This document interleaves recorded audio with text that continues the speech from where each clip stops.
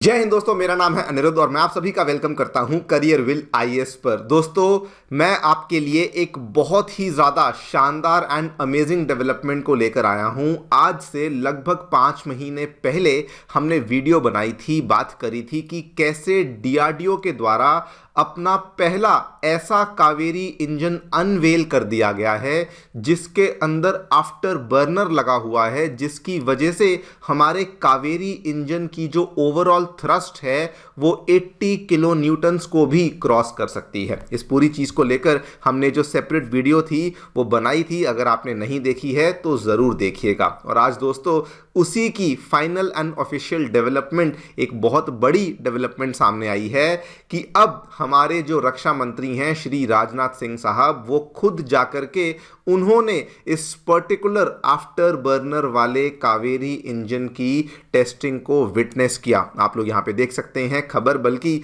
आज से 2 दिन पहले सामने आई थी, पीआईबी ने इसको कवर किया था। आप यहाँ पे देख सकते हैं डिफेंस मिनिस्ट्री की ये प्रेस रिलीज है और ये पूरा का पूरा आर्टिकल आप देख सकते हैं। बट मैं आपका ध्यान लाना चाहता हूं to this particular thing. He also witness the exhibition showcasing various indigenous engines, their parts, and witness the full afterburner engine test of the Kaveri engine. आप यहां पर देख सकते हैं।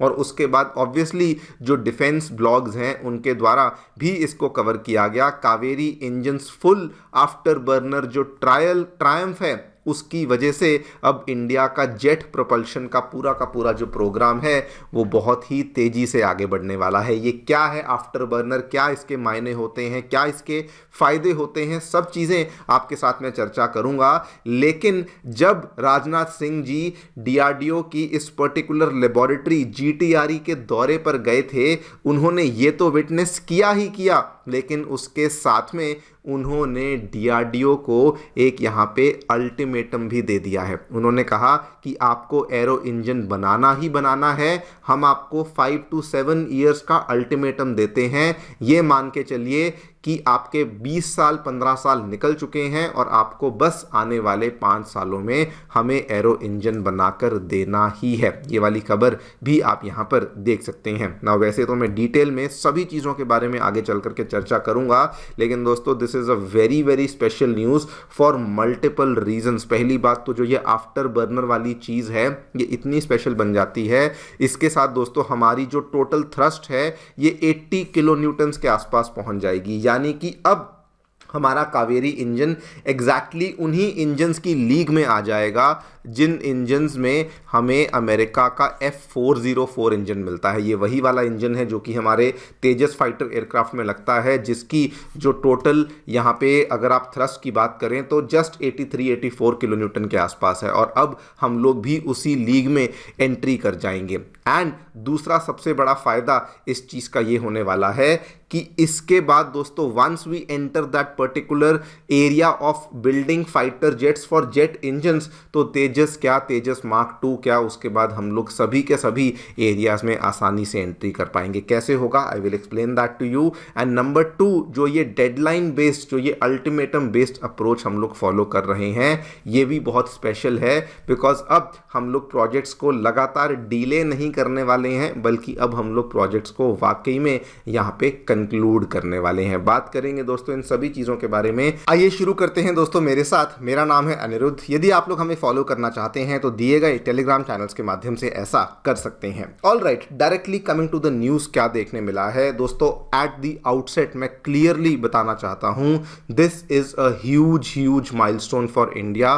बिकॉज ऐसा करने से दोस्तों हम लोग फाइनली एक बहुत ही बड़ी और बहुत ही लिमिटेड सी एलीट लिस्ट में एंट्री कर चुके हैं। क्या किया है, इंडिया की जीटीआरई जो कि डीआरडीओ की स्पेशल लेबोरेटरी है, जो कि एरो इंजन्स को बनाने का मेन काम करती है, जिसका मुख्यालय बाय द वे बेंगलुरु में है, उन्होंने इस चीज़ को यहाँ पे टेस्ट करके दिखाया। हमारे डिफेंस मिनिस्टर श्री राजनाथ सिंह जी ने इस टेस्ट को फर्स्ट हैंड विटनेस किया।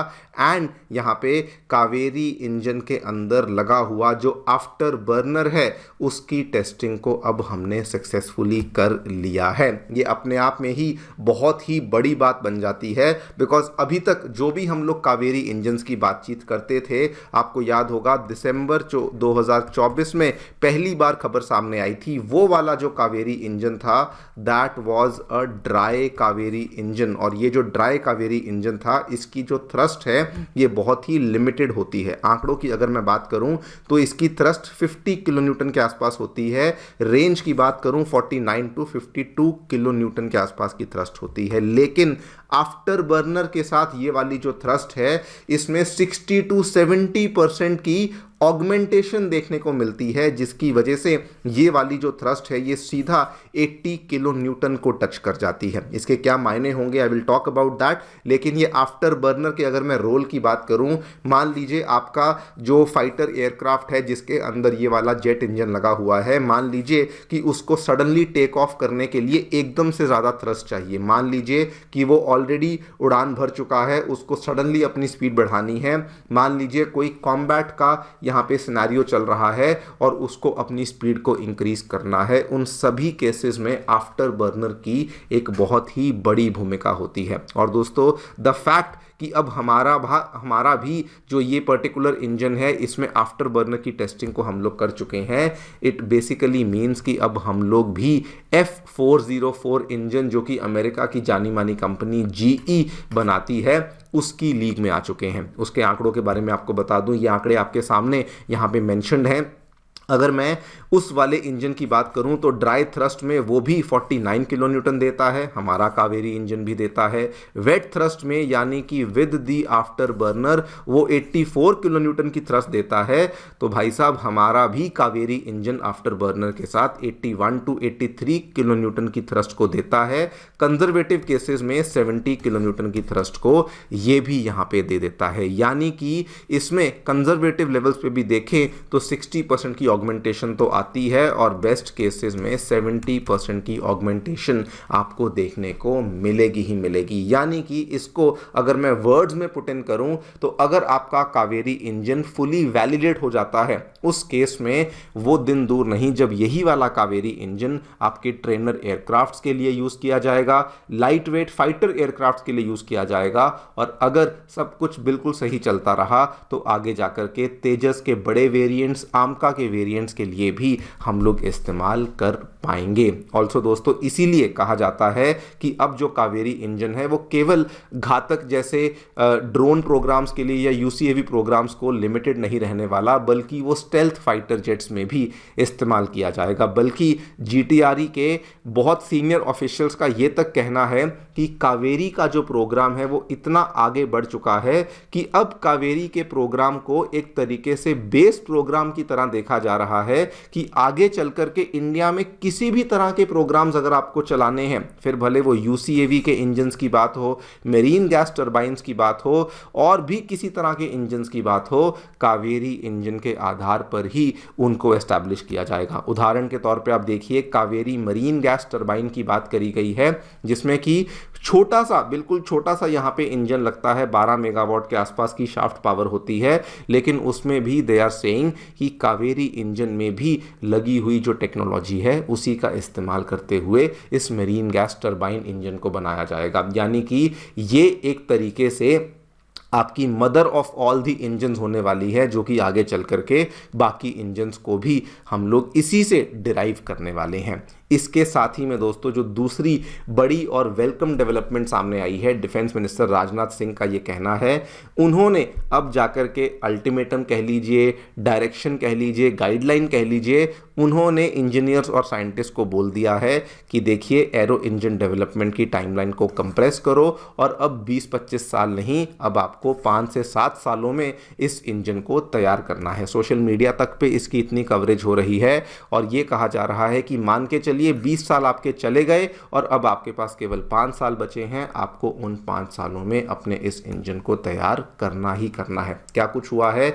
वैसे तो काफ़ी कुछ हुआ है। 2 बातें, 2 स्टेटमेंट्स जो इन्होंने दिए हैं वो आपको बताता हूं। इन्होंने बताया कि देखिए 6th जनरेशन एडवांस टेक्नोलॉजीज़ पे रिसर्च करना बहुत इंपॉर्टेंट है। आपको एआई के माध्यम से, मशीन लर्निंग के माध्यम से आपको ये करना होगा, हमें कर्व से अहेड रहना है। और नंबर 2, इन्होंने बताया कि फ्रांस और यूके बहुत एडवांस हो चुके हैं एरो इंजन टेक्नोलॉजी में, हम लोग उनके साथ कोलैबोरेट कर रहे हैं और उससे हम लोग नई टेक्नोलॉजीज़ को सीखेंगे और हम लोग चैलेंजेस को समझते हुए हम लोग भी अपने इंजन्स को अब जल्दी से डेवलप करेंगे ही करेंगे। यानी कि ओवरऑल एरो इंजन डेवलपमेंट को लेके ओवरऑल जो भी न्यूज़ आ रही हैं वो ऑप्टिमिस्टिक न्यूज़ ही सामने आ रही हैं। I will like to come back to the earlier news दोस्तों, जो आफ्टर बर्नर वाली चीज़ यहाँ पर हुई है, इसके माध्यम से हम लोग कावेरी 2.0 प्रोग्राम के लिए भी ग्राउंड वर्क को ले डाउन कर रहे हैं। आपको यहाँ पे बता दूँ, कावेरी 2.0 प्रोग्राम में भी यही चीज़ को टारगेट किया गया था